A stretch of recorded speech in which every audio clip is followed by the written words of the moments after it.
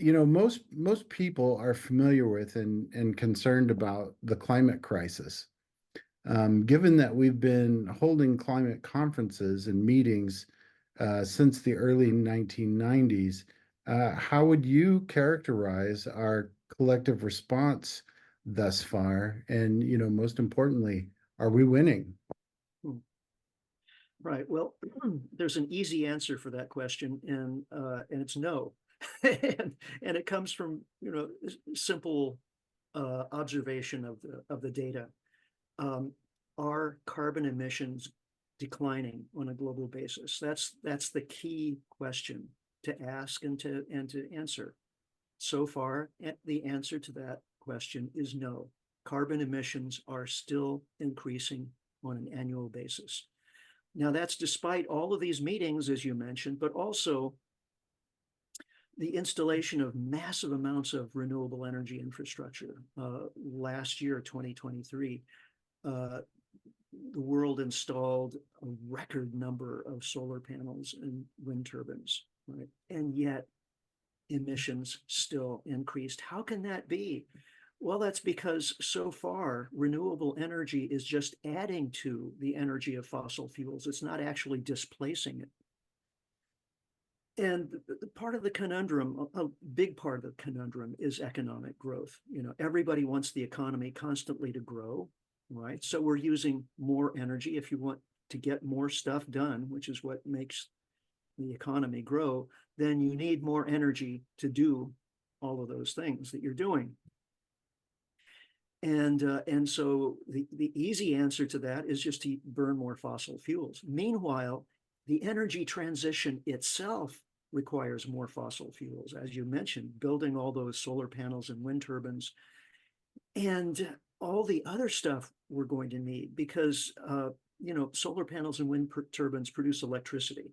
Fine, electricity is a very, very versatile energy carrier, but we only use 20% of our energy in the form of electricity currently. The other 80% of the energy that we use, we get from liquid, gaseous, and solid fuels, fossil fuels.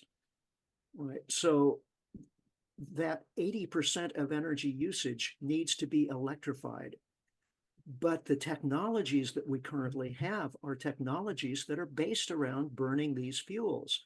So that means shifting out most of our industrial infrastructure. The only way around that is to use electricity from solar and wind to make synthetic fuels by making hydrogen, as you were mentioning earlier, and then maybe combining the hydrogen from carbon taken from the atmosphere to make, methanol or something like that, a synthetic fuel. It certainly can be done. The chemistry is there. But would it be profitable? It would be very energy inefficient, and also would require the building of a whole new industry. We couldn't just repurpose all of our fossil fuel infrastructure, the refineries and so on, to make these synthetic fuels. No, it takes a whole new technological system, and it would be on the scale of the global fossil fuel industry. So imagine having to rebuild our whole fossil fuel energy industry over the next, 15, 20 years, which is what we're talking about in order to get to net zero. Plus building massive amounts of solar panels and wind turbines and so on. It's going to take a huge amount of energy. And again, most of that energy is going to be actually producing more carbon emissions. So as we approach the goal of reducing carbon emissions, we're actually having to produce more carbon emissions to achieve that end result. Now, if you play this out over the course of decades and decades, eventually you get there.